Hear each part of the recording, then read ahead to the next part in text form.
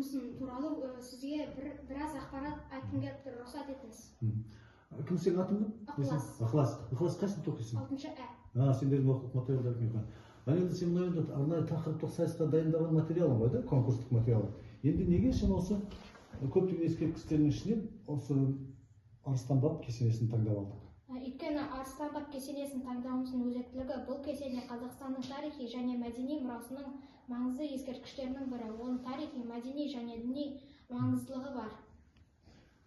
Енді мен сенің мына айтқандарыңа қосарым, өзің білесің ғой да, мектептің жаңағы оқу программасынан, мынау 10-шы ғасырдың бірінші жартысында, мына Қазақстанның оңтүстік өлкесінде Қарахан тілі мемлекеті құрылады. Олар 10-шы ғасырдың екінші жартысының бас кезінде, Қарахан тілі кезінде, ислам дінін қабылдайды. Міне осы кезден бастап біздің мына Қазақстанның даласында ең алдымен мынау діни мемориалдық архитектураның үлгілері көптеп пайда бола бастайды. Оның ең алғашқы Айша бибі мазары дейді, өздеріңіз білесіздер, Баба Жақатын, Қарахан, солардың жаңағыдай мазарлары пайда бола бастайды. Бірақ енді бұл үрдіс мына моңғол шапқыншылығына байланысты кішкене уақытша тыншып қалады.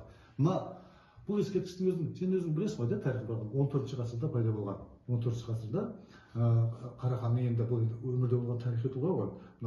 Біздің Қазақстандағы мынау ислам дінін таратушы ұлы тұлға Қожа Ахмет Яссауидің ұстазы. Міне сол кезде бұның енді салуына байланысты аңызда да өзіңе таныс шығар да. Ақсақ Темір сала бастаған кезде, Қожа Ахмет Яссауидің мазарын сала бастаған кезде, жаңағыдай олар біліне береді да.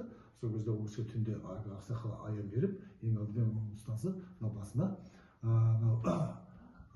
Арыстан бабқа мазар көтергізеді. Міне осы Арыстан баб мазары мен Қожа Ахмет Яссауидің салуының мезгілі бір деп есептеледі. Бұл енді тарихи архитектуралық археологиялық зерттеулердің нәтижесінде де дәлелденген нәрселер. Бұлар Қожа Ахмет Яссауи мен Арыстан баб кесенесі бір мезгілде бір адамның ниетімен, соғысының қолдауымен, ақсақ темірдің қолдауымен салынған.